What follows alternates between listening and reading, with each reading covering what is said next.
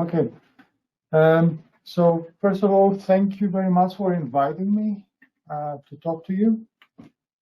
If for some reason you cannot hear me, please let me know so that I don't speak to just to a nobody. Thank you for inviting me to this interesting workshop, summer school.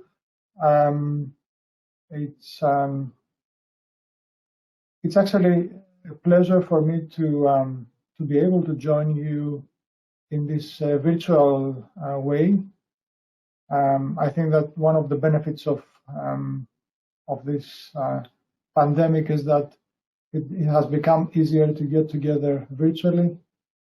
I know it's not the same as meeting in person, and I would really love to meet everyone in person, but I think at least it gives us the opportunity to be together. So today I'm going to be presenting to you an overview of what we did in a big Horizon project that is called ESIS. And as Valentina just said, I'm leading an artificial intelligence lab here in Athens, which is called Scale, and the lab works in various areas, but ESIS falls into the area of personalized medicine. So using AI for personalized medicine. The project started 3 years ago, and it's now almost at its end.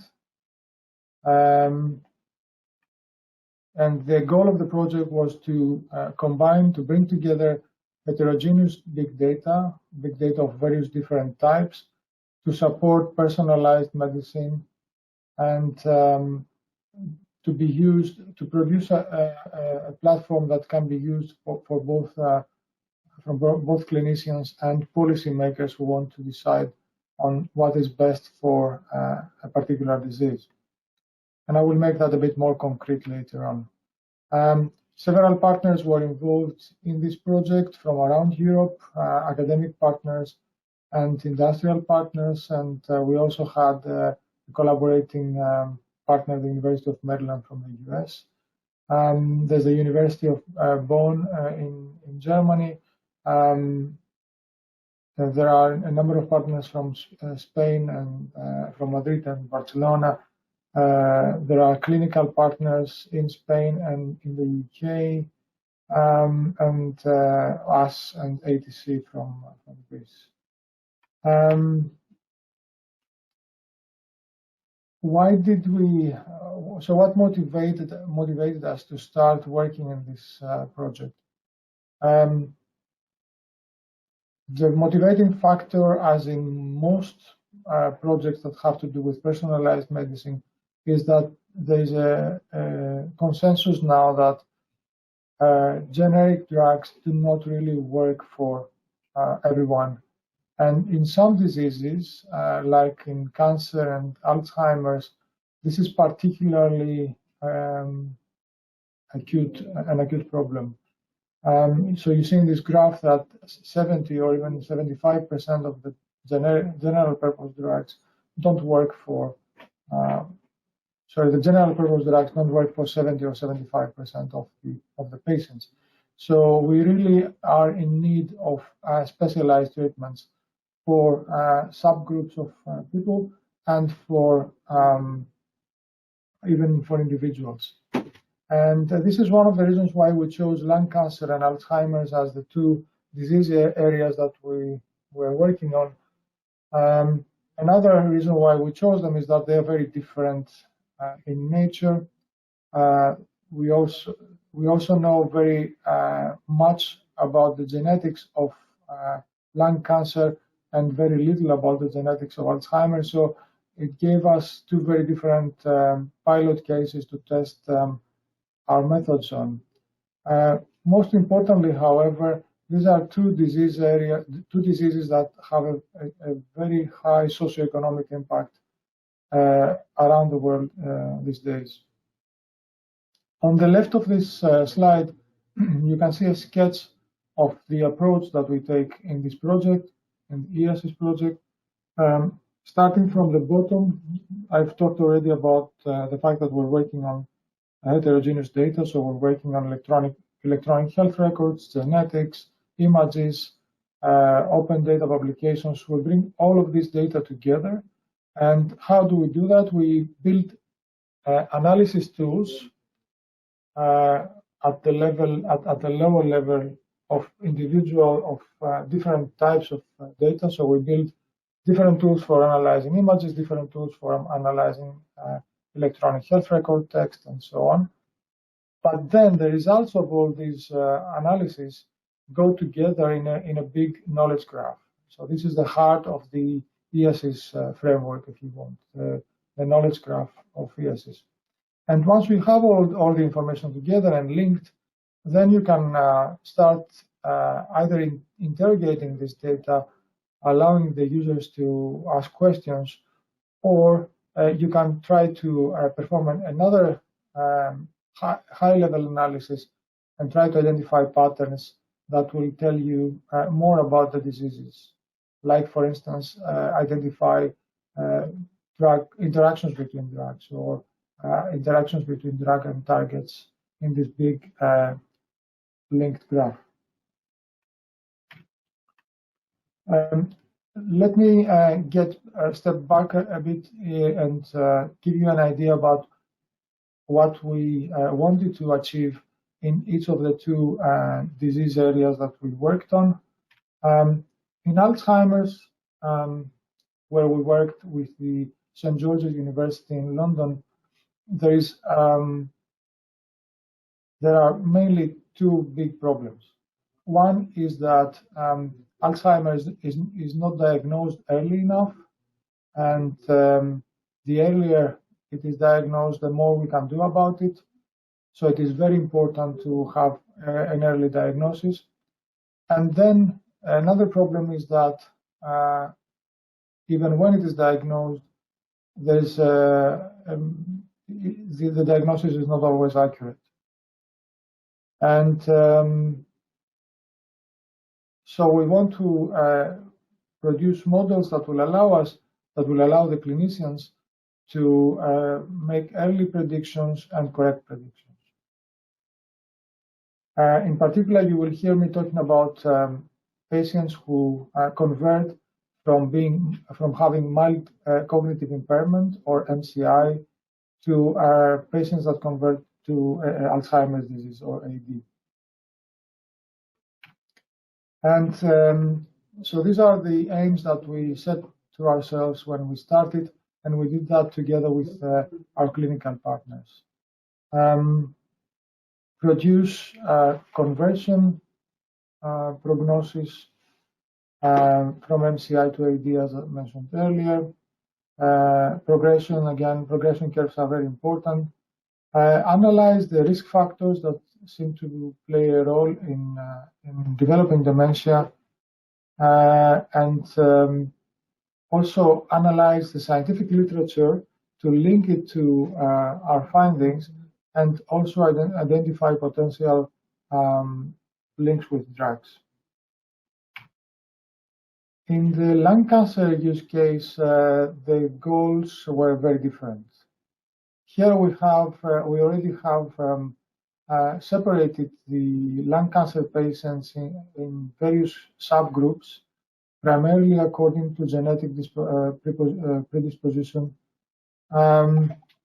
And what we wanted to achieve here is to solve problems that have to do with overtreatments, cases where patients should not be treated, or patients who should not be treated with a particular drug that may cause toxic effects to them. So we were really interested in what causes toxic effects to what treatments cause toxicities, and whether we can tell that somebody is at a particular stage in the development of the disease.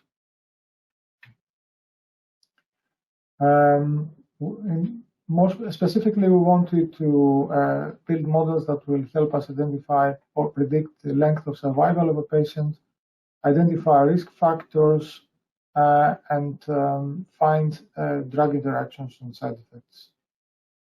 So these are the goals, the clinical goals, if you want, or the medical goals that we have set to ourselves when we started. Let's move back to how we, what sort of technologies we developed to address them. As I said, the goal here is to bring together very different data.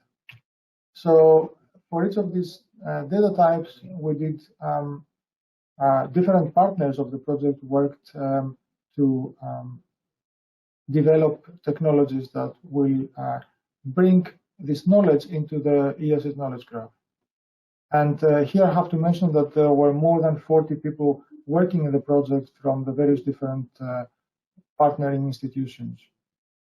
I will give you a brief overview of what we did in each of the different areas that we worked on. I'm not going to go into details, but I'm happy to answer questions and provide more details. Starting with electronic health records, we had health records coming from the hospital in Madrid, the Porta de Hierro hospital in Madrid, who have been collecting a large information from a large group of patients. And this information comes in various types. There are clinical notes, reports from the doctors. As you can see, there are more than 3 million clinical notes, around 600,000 reports, a number of different forms, and tests that they did to the patients. There are also images that they had, and so on. Some of this data comes in structured form in databases, and others are text or unstructured data. So we did quite a bit of research in analyzing text, Spanish in this case. In the case of lung cancer, all of the clinical text was in Spanish. And in particular, we worked with about 1,000 patients, just a bit over 1,000 patients, and 250,000 clinical records and clinical notes. And we did a lot of work to extract information, standardize it so that it can go into the knowledge graph. And we also produced some interesting initial descriptive analysis of the risk factors that are associated with survival in this disease. So here, for instance, you can see one of the simple graphs that we have that show us how survival is linked to the different age groups. Apologies for the disruption. Another aspect that we paid a lot of attention in is time, because from the moment that a patient is diagnosed with lung cancer,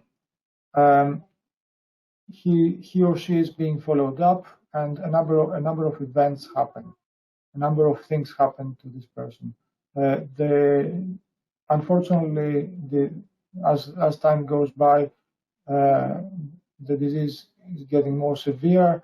The person is moving from one stage to another, but with different speeds and different patterns. So we're really interested in what comes before diagnosis, what sort of information we have about the patient before the diagnosis, what happens as the person is followed up by the oncologists, and what is the effect of different treatments, whether they work or not, and whether they cause toxicities. All this information has been analyzed and added to the knowledge graph. Similar situation in Alzheimer's disease. Here we had a number of different sources for Alzheimer's data. Our partners working on Alzheimer's, as I mentioned already, is the St. George's University in London. They are part of a big network which is called UK CRIS, that collects electronic health records from various different trusts in the NHS trusts in the UK. But we also had access to a number of different other data that we try to bring together in the knowledge graph. Some of the data were in textual form, but the project did not really work on NLP for this data. This NLP has been done by collaborating partners outside the project. The emphasis has been to do risk analysis. For instance, here you see conversion curves for different age groups again, from MCI, from mild cognitive impairment to Alzheimer's. So this is just a simple example of the kind of analysis that we did with the data that we had access to.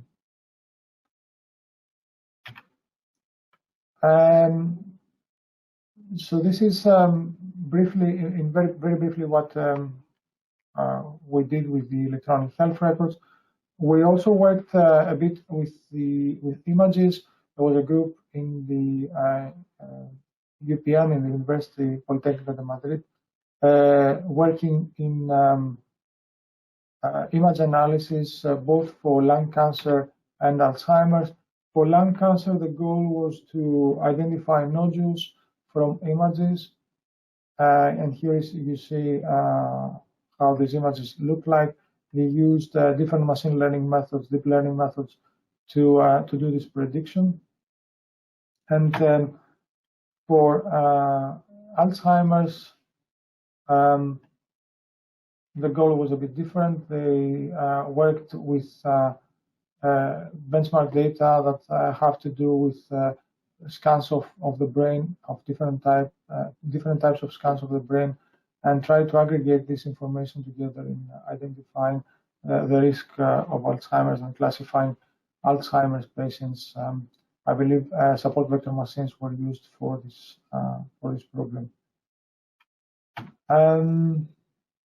Then moving quickly to another data type that we worked on, the CRG, which is a research center in Barcelona, worked with on genomic data, trying particularly to identify biomarkers for the diseases that we were working on.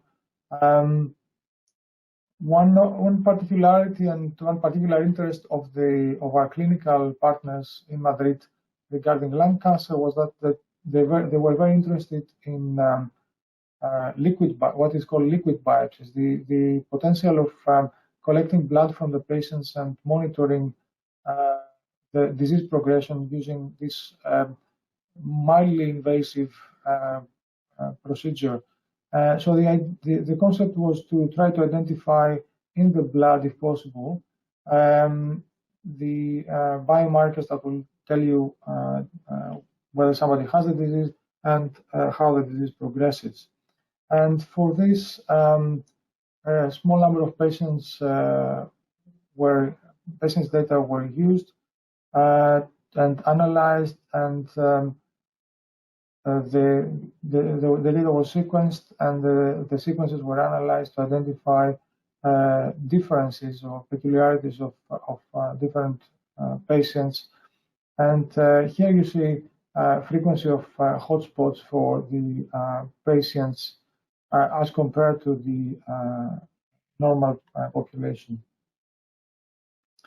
The group in Barcelona did also a different type of analysis where they tried to find a more indirect link between variants and effects that may be linked to the lung cancer.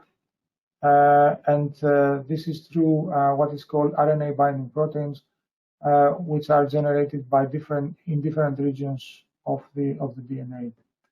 I'm not going to get into the details of this, but this was also very interesting work that was done in Barcelona. Now moving to some of the work that our lab here in Athens did, we worked a lot on open data and tried to identify links between the patient data and the what is reported in the bibliography. We looked at the Medline, the PubMed data. We used standard information extraction tools to get information from the articles that are related to the two diseases that we wanted. We got simple relations like calcium channel blockers prevent Alzheimer's disease. This is some information that was found in a particular article. We analyzed a large number of articles that we retrieved from PubMed with mesh topics. So these articles have been explicitly annotated by Medline annotators as being related to lung cancer and Alzheimer's. And we extracted millions of relations and thousands of concepts from those articles. With this, we created a graph, an early version of a knowledge graph, what we call the open data graph of EASIS, which then in turn would go into the knowledge graph. As I mentioned already, everything that we did for different types of data, the goal was to bring it into the knowledge graph of EASIS. One interesting piece of research that we did regarding the indexing of the data is to try to solve the problem of specificity. And to make this problem, to explain this problem, to make it clearer, let's think of the Alzheimer's disease. So the manual indexers of PubMed, of Medline, have provided a tag, a mesh term, which is called Alzheimer's disease. This is too broad to be directly useful to the clinicians or the people who will eventually use the data. So what we wanted to do is to see is whether we can get two more fine-grained indexing, like moving from Alzheimer's to early onset Alzheimer's or late onset Alzheimer's, without asking the users, the indexers, to do more work. And it turns out that using weak supervision and standard machine learning, we could get very good results regarding this more fine-grained indexing. Then once the data has been retrieved and relations were extracted from this data, we used open databases like DrugBank and medical ontologies to enrich this information. So as I mentioned earlier, we might have extracted from a PubMed abstract that calcium channel blockers prevent Alzheimer's disease, but then DrugBank can tell us which drugs belong in this category of calcium channel blockers. And then once we have this information, we may infer a link that we would like to check whether a particular drug may be useful for preventing Alzheimer's. So this might be a hypothesis for further testing and study by clinical researchers. Furthermore, we used DrugBank, and we used this graph that we constructed to identify interactions between drugs. And what we did is to bring together frequent patterns that have been identified in the graph, in this open data graph that we built from publications, patterns in the paths that link drugs. And such a relation chain you see here, which gets us from one drug to another, so through a sequence of relations, user, treats, and interacts. These features have been additionally enhanced with semantic features that encode these relations. And we did an experiment. We trained a classifier to identify whether a particular pair of drugs are interacting. And we confirmed that we could predict between different versions of DrugBank the possibility of an interaction being added in a later version. This is one other piece of work that we did. To everybody who's working with open data, particularly publications, it is quite clear that one has to do something about noise. There are different types of noise. There is noise inherent in the data. There is confidence and trustworthiness that goes together with the type of study that the paper reports. There is noise that comes with the inaccuracy of the information extraction tools. There are all different types of noise that we have to deal with. And this was apparent from the beginning in the project, and it was clear that we had to do something about that. And we did a number of different things. We did, of course, what we could to make our methods more accurate and validate their accuracy. We did some research in detecting errors in the open data graph that I mentioned earlier, so detecting links that should not be there. But most importantly, we provided users with a possibility to filter data according to their own preferences and trust criteria. So if somebody, for instance, is only interested in clinical trials, they should be able to tell us that, and then we should focus on information that comes from clinical trials. So giving control to the user, I think, is the most efficient way and appropriate way to deal with some of the noise in the data. So I gave you this quick overview of the different types of analysis that took place, and I mentioned already several times that this information goes together in a unified schema, which is the knowledge graph. This is the ESS knowledge graph. Let's see what this means and what sort of work we did after that point. The knowledge graph provides us a unified way to represent and link the knowledge that we extracted from various different data types. And the goal is for the users to be able to ask questions and get justified answers from the knowledge graph. And furthermore, to be able to do some additional analytics, machine learning on top of the graph. And all this has to respect the privacy and access control that has been enforced by the data providers. There were data that we used that we could not move, for instance, outside a particular hospital, and this was very important.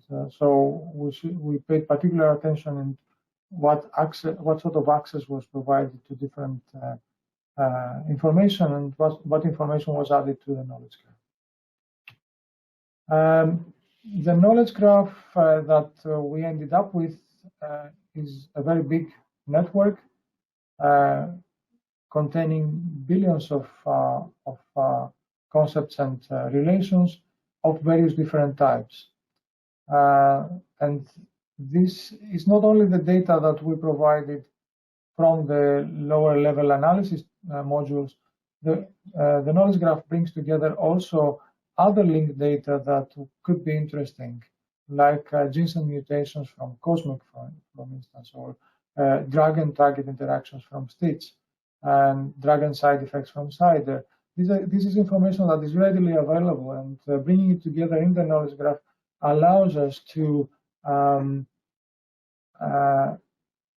link and identify patterns and answer more interesting questions. And so once we have this information, as I mentioned, we wanted to do some extra analysis to try to identify patterns. And these patterns have various different goals. One is to identify potential targets, potential drugs or treatments for the targets that we were interested in. Another case was to try to identify groups of patients that have some similarity, and this is very important for personalizing treatments. And this was not only done on a genetic basis, it was also based on other characteristics of the patients. Additionally, I mentioned already that we're interested in drug-drug interactions, and we did some work based only on publications, but this work was enriched here with information that comes from other sources, not only from publications. And once you have the interactions, or even with single drugs, we could try ask, and we did ask, what are the side effects? Are there any toxicities involved with these drugs? Apologies, I'm losing my voice.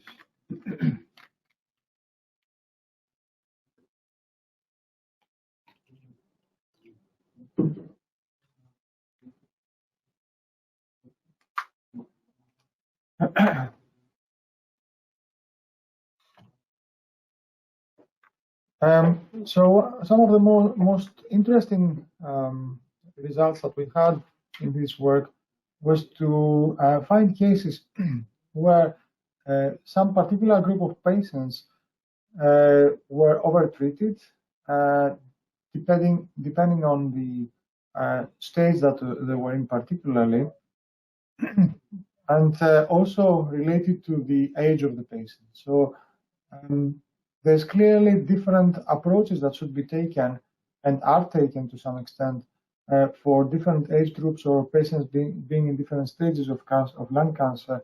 And we try to improve the knowledge of the clinicians in this respect by analyzing the knowledge graph.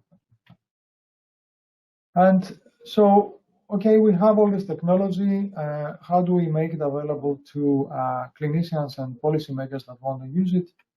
We created a dashboard for this purpose, and you see here how this dashboard looks like. On the left, you have a number of filters that you can apply. This is the interface for lung cancer, and you can select the stage of diagnosis, age of a patient. So you may be interested in a particular patient.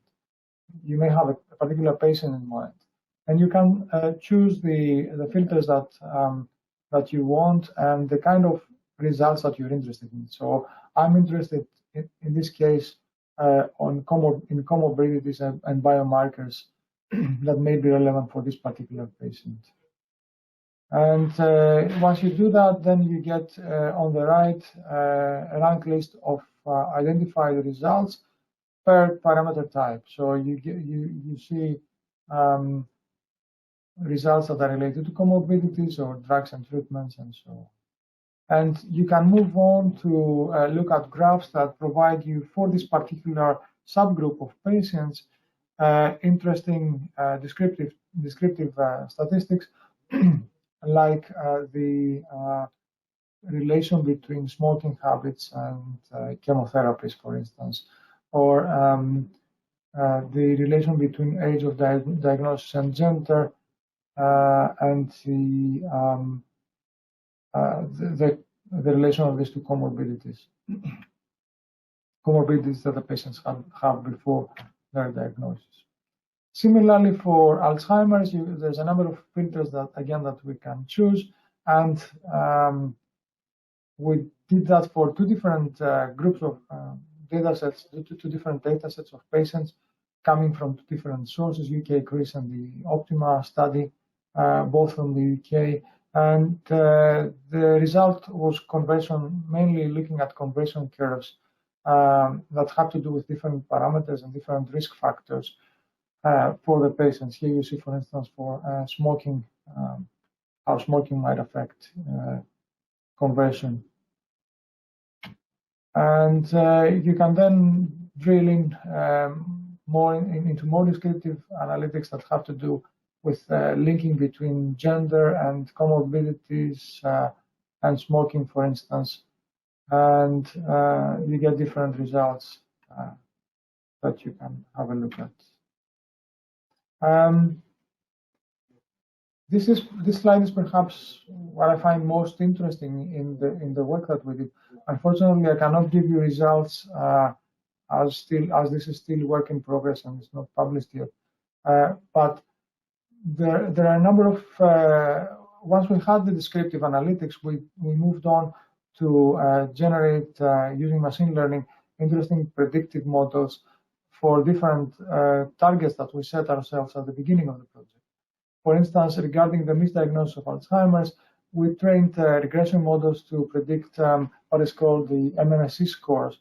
This is a test that neurologists do to identify the potential problems that a patient may have regarding dementia and particularly Alzheimer's. We built these regression models and tested that on the Optima dataset, and we found out that we can actually identify with quite good accuracy the mistakes that were done in these measurements. And once we had this, we could then correct that and have improved diagnosis after the correction of the measurements. Another machine learning problem or task that we had was to try to prognose or forecast the conversion of people from mild cases to Alzheimer's. And we did that by training classifiers to forecast this conversion in 1 to 5 years. We find out that even with very simple classifiers, we emphasized on simplicity because we wanted to present that to clinicians. And so we looked, for instance, at small decision trees, and a small set of features, subset of the features that we had for the patients. Even with these simple trees, we could predict with almost half of the people who were going to convert in the next few years into Alzheimer's. So this is very interesting information. So imagine that a clinician or a neurologist at a particular stage is examining a patient, and this patient is doing all the tests, and these tests show that this patient is doing fine, or he's not a severe case.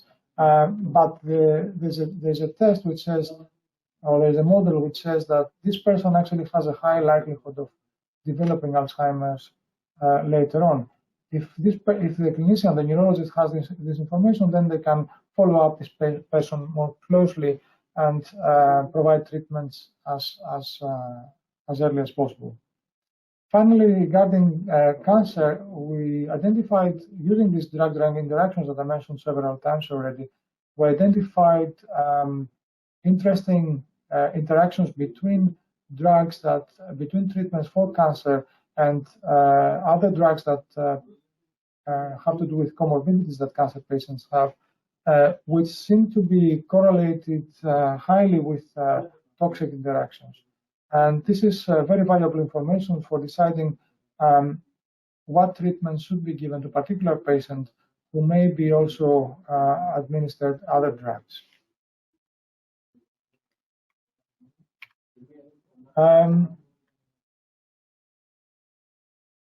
I think I mentioned that already. So this is just to show you the way in which the dashboard, the ESS dashboard, can be used to get information about the relation between drugs, the interaction between drugs, or publications that are linked to a particular case. So imagine that a clinician has a patient they're interested in. They have identified a number of filters. They have looked at descriptive statistics based on the patient population that they have in the knowledge graph. And then they can also look at publications that may be related to the statistics that they're looking. So this provides a complete picture and provides quickly information to the clinicians. Furthermore, we also support the possibility of the clinicians asking questions in natural language and getting answers for their questions that come from the knowledge graph, particularly mainly from publications, but also linked to other parts of the knowledge graph. And we did that on the basis of an international competition that we're running, which is called BioAsk. So BioAsk is a competition that our lab here in Athens has been running for several years now regarding biomedical semantic indexing and question answering. And several of the participating systems have been done available open source. So we combined a number of those systems to get the tool, the question answering mechanism for ESs. Last but not least, another interesting piece of work that we did is to try to diagnose Alzheimer's based on linguistic tests. So one standard test that Alzheimer's patients are asked often to do is to describe a simple picture like the one you see here on the left. And based on the vocabulary that they use and how they speak, there's a score that goes together with the test. So we try to automate this process, and we also try to do that across languages. So we did a study that looked at in Greek and English patients from the US and the UK, and we try to identify features that span across the different languages. So linguistic features that are not language specific. And we found out that we can achieve quite good accuracy in diagnosing patients with those features. Summarizing what we have done in the last 3 years, there are a number of articles that you can find regarding the work that we did. And as I mentioned already, there are a number of other articles that are written as we speak. I'm really very excited about the fact that at the end of the project, we have too many interesting results and too little time to write all the papers that we want. So this is very exciting time for us. In addition, we applied for 2 patents, one that has to do with the linguistic Alzheimer's detection that I just mentioned, and one that has to do with drug interaction prediction. And furthermore, regarding the linguistic analysis and the linguistic test that I mentioned, the automated linguistic test, this is often called also digital biomarkers. A spin-off company has been created, which is called Langerware, and you can find more about that in the link at the bottom of the slide.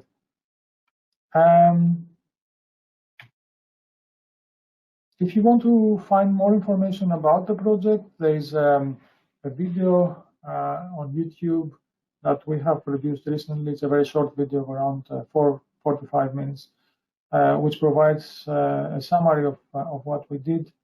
You can also have a look at our website, which is here at the bottom left of the slide, together with a nice picture of some of the people who worked in the project. And you can also follow us on Twitter and see the announcements that are frequently posted on our Twitter channel. Thank you very much for listening